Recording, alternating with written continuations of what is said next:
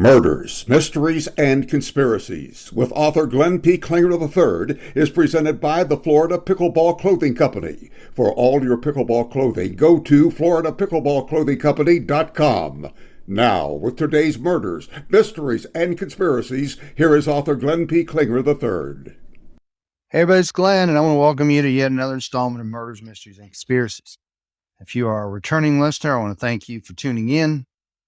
Hopefully you've been able to listen to all of the programs on Spotify, iTunes, or any of the many outlets where these are being offered. I also have the 2-Minute Mysteries on YouTube, and I started putting these full-length shows on YouTube also because there's a lot of people that would rather listen there than in other places. So I hope you enjoy that. If you're a first-time listener, I want to tell you, if you're looking for a program where we have a lot of fun talking about murders, mysteries, and conspiracies, then this is a place for you. I try and provide you with as much of my reference material as I can and let you make up your own mind as to what happens with these events, whether it be a murder, a mystery, or a conspiracy. When I started doing this little endeavor, I sent messages out to friends and family and different folks and asked them for show ideas.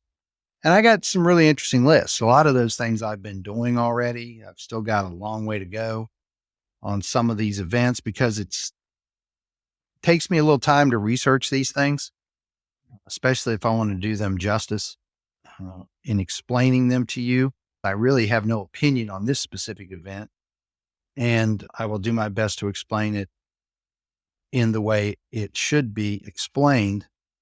I usually look at murders and mysteries and things like that, but this is a true conspiracy theory. I don't usually delve in conspiracy theories too much because they're harder to find information on. You really have to dig down to them to find something that links it together, and you have to use a lot of thought to figure out how these things tie together. Like I've often told you, those who forget their history are bound to repeat it. Well, I think history is just one big book, and we see how these events all tie together and how things happen. I don't really like the term conspiracy theory because anytime somebody tells you, oh, that's a conspiracy theory, or you're a tinfoil hat wearing guy, or there's nothing to see here, there usually is. Because like my dad always said, nobody kicks a dead dog. And if it didn't have any merit, they wouldn't be wanting to, keep you from looking into it. I'm going to give you some information on contrails and chemtrails. There's a lot of people out there that think that we are being sprayed with chemicals. We are being poisoned by the government. And I'm just going to tell you that I don't know. I really have no opinion on it, but I'm going to give you some information that may make you think about it and may help you make up your mind as to whether this actually could be happening or whether it's something to even consider. We're going to look at contrails first. Many of you know I studied aviation at Florida Institute of Technology, so I will do my absolute best to explain condensation trails to you. As you go up in altitude, you lose about 3 degrees, temperature degrees for every 1,000 feet. It decreases. When you get up to 25, 40,000 feet, the outside temperature on the aircraft might be 40 below.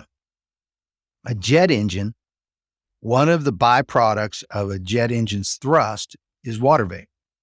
And when it comes out of the back of that engine, you'll see those planes up high and you'll see those trails, like thin ribbons of white lines coming out of those engines. And that's what that is. That's the water vapor crystallizing in the cold air that's behind the engine. It causes those condensation trails. Now, how they spread out, whether they're thick or thin or whatever, that's due to the saturation in the air at that altitude. Aircraft have other places where you can see condensation. Over aircraft wings, see, a wing is an airfoil, and the top of the wing is rounded. And basic aerodynamics, the air flows over the rounded part of the wing on top. The air speeds up. As the air speeds up, it lowers the pressure of the air. The air beneath the wing has a higher pressure. because the surface is flat. So what happens is that air builds up, that pressure builds up under the wing, pushes to the area, lower pressure, you get lift. And a lot of people say, oh, planes stall. Well, they don't really mean the engine stalled.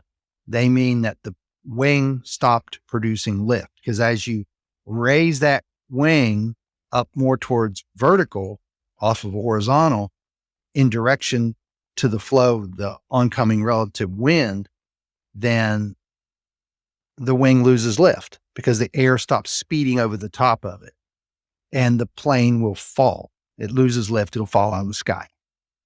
So a lot of times you'll see that air speed up over the top of the wing and it'll form like a cloud. You'll see fighter planes or something at air shows where they go vertical and the air just goes white. Looks like a cloud flowing over the top of their wing. That's condensation. Then you'll see it like ribbons coming off of the ends of a jetliner. Well, those are wingtip vortices. That's where the air's pressures is running down the wing and then spiraling out. And that's what causes that phenomenon. If you see a contrail that's going straight up, looks like a missile, you've seen those. People say, oh, there's a missile. They're shooting missiles off. Well, they're really not. It's the plane is probably coming towards you. So it tends to look like that contrail is straight up, but it's the plane coming towards you. Just kind of a different look. Chemtrails looks at people being poisoned by the government. We're going to look at that now. The way I looked at this is, were these tests ever done? Were citizens anywhere ever exposed to being sprayed with chemicals out of planes?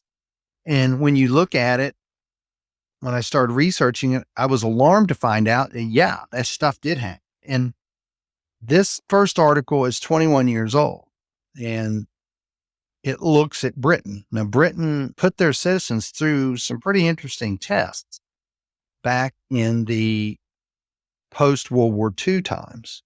Between 1940 and 1979, they were doing biological weapons trials. And many of these tests involved dangerous chemicals and microorganisms that were sprayed over or dispersed over vast swaths of the population without the public being told about it. And which is kind of scary.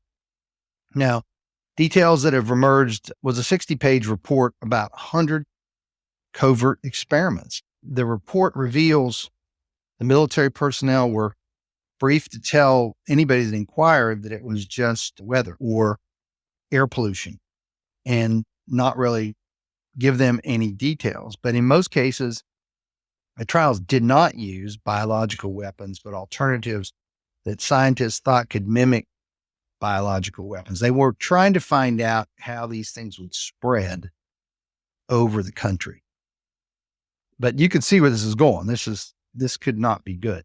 So one chapter of the report, the fluorescent particle trials, reveals how between 1955 and 1963, planes flew from the northeast part of England to the tip of Cornwall along the south and west coast, dropping huge amounts of zinc cadmium sulfide on the population. Chemical drifted miles inward, and this fluorescence allowed the spread to be monitored so they could watch this thing spread and see how it would spread if somebody would expose all these people.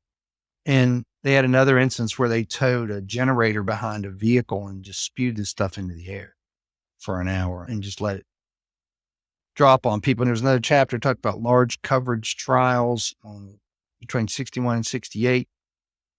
There was millions of people along the south coast of England being exposed to bacteria, including E. coli and Bacillus gelobi, which mimics anthrax. These releases came from a military ship, the Ice Whale, anchored off the Dorset coast, which sprayed this microorganism inland for 5 to 10 mile radius. They had the DICE trials, which involved spraying massive quantities of bacteria with an anthrax stimulant and phenol in it, which sounds like a pretty deadly cocktail. Then they had the sabotage trials between 1952 and 1964, where they put these things in the London Underground at lunchtime to see what it would do to people, see how it would spread. A lot of people believe that these things cause birth defects. There's some families in some areas where these secret tests are convinced that their children suffered birth defects. physical handicaps and learning disabilities. There's a cluster area over there where these birth defects happened. Anytime you have those clusters, it's something to look at. There was a man named David Orman. He was an Army officer in England, and his wife had a miscarriage, and later they had a child born with cerebral palsy. They were in those neighborhoods where those tests were carried out, and they believed that they were impacted by that. I started looking at these different events and looking at these different programs, and I wondered, did this happen in America? And my mom and dad went to a convention in New York City when it was in the 1950s, 1960s, when he was working for a company. They were in Grand Central Station, and all the people that they were at this convention with were there getting ready to leave. When they talked to them days later, all these people were sick, and they didn't understand how everybody got sick.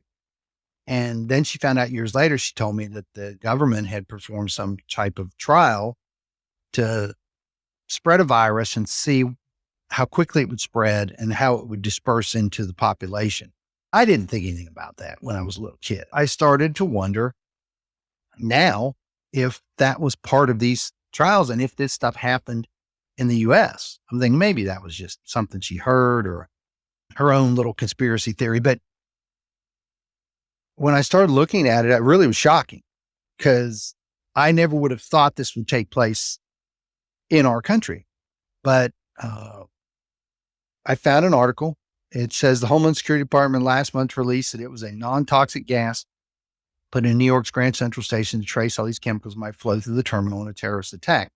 Now, obviously, they're doing this stuff up there. Leonard Cole, he was a chemical terrorism expert. He wrote a book on how in the 1950s, 1960s, U.S. government scientists ran a series of tests to determine how easy it would be to expose large numbers of people to a lethal bacteria.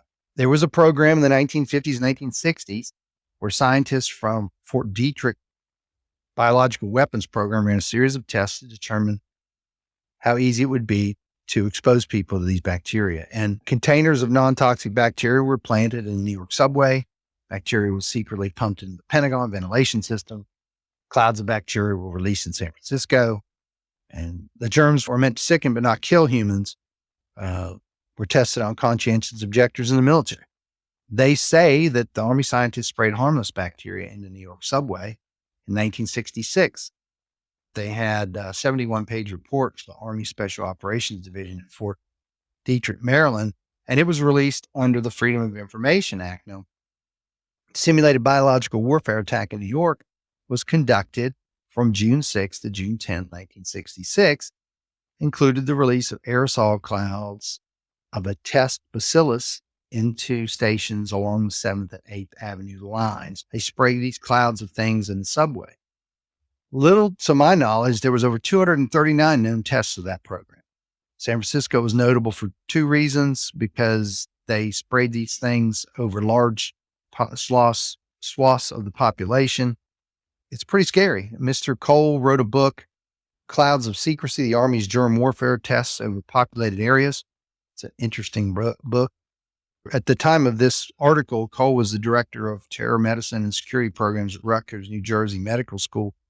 Told Business Insider that the incident was notable. They exposed people to all kinds of different things. One patient, Edward Nevin, died after an infection that spread in one of those areas to his heart and killed him.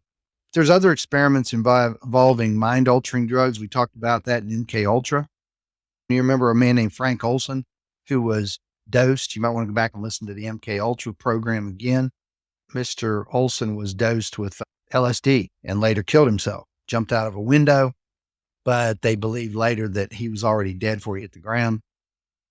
But he may have been killed. He was part of this program. He was a biological weapons guy. They had these mind-altering tests, and then the government did one shocking test of syphilis on Black Americans without informing these men how the disease worked.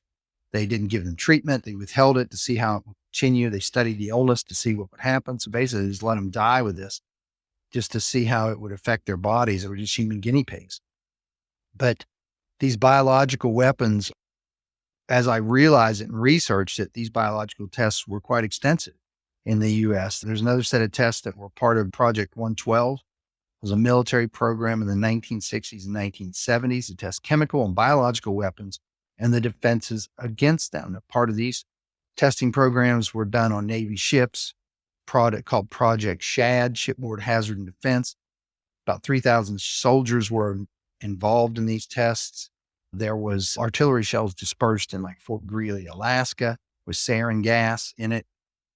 There was a project in 1965 that includes spraying bacteria over the Hawaiian island of Oahu to stimulate a biological attack on the island and develop tactics for such a response. They used a bacteria that they felt wasn't harmful to humans, but the effects can cause infections with people with a weak immune system. 1967, 68 in England and Canada, they ran tests with sarin gas, which is a nerve agent, very, very scary nerve agent. Now, they had Operation LAC, which is large area coverage with the United States Army Chemical Corps.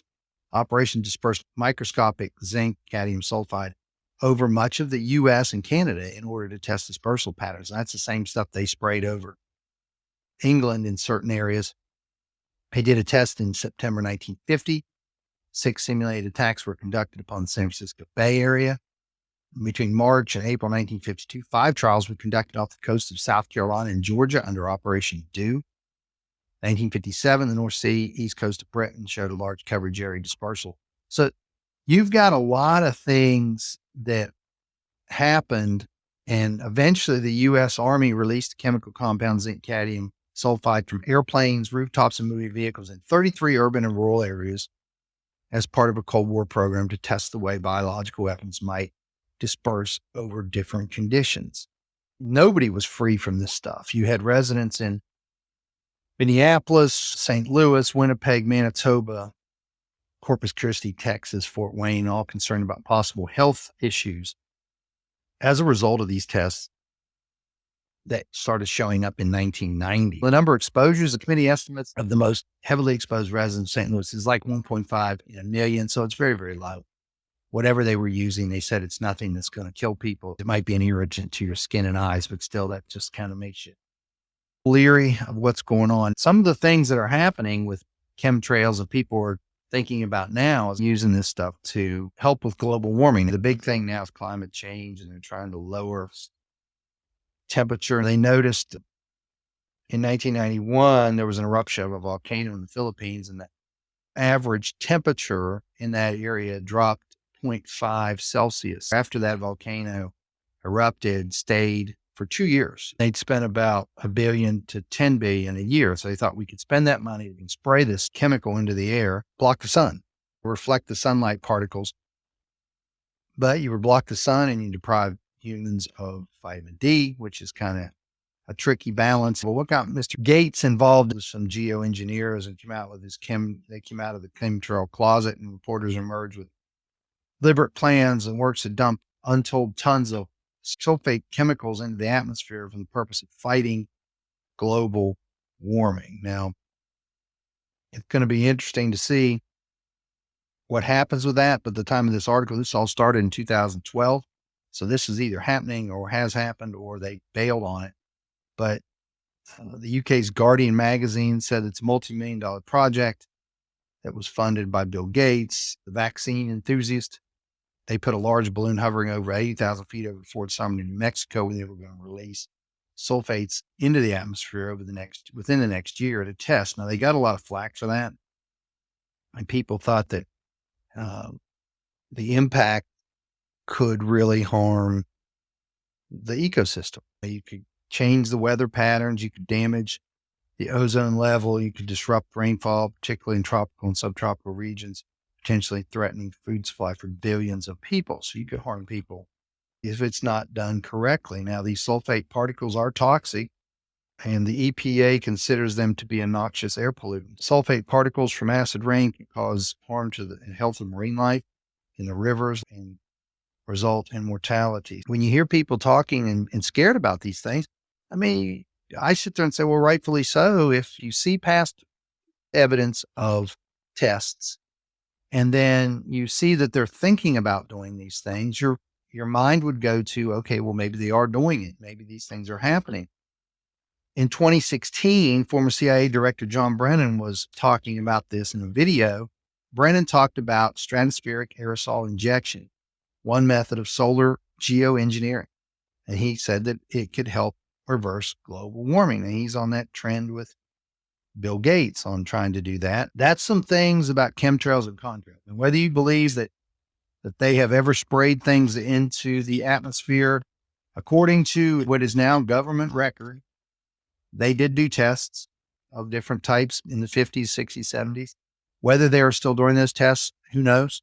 They are thinking about geoengineering and trying to lower the temperature of the earth for climate change using these chemicals that pump into the atmosphere. Other people say that they're spraying other chemicals on us to, for whatever reason. So, like I said, when I started this podcast today, I'm not going to judge. I'm not going to, render any opinion on it. I'm just saying that it happened in the past. Could it happen now? Maybe so. Look at it. Let me know your thoughts on it. I'd love to see your thoughts and feedback. I hope you will take time to look at some of my other programs, like and subscribe to my channels. Listening to my program means a lot to me, and I appreciate each and every one of you. Hope you tune in next time. Until next time on Murders, Mysteries, and Conspiracies, this is Glenn. Have a good one.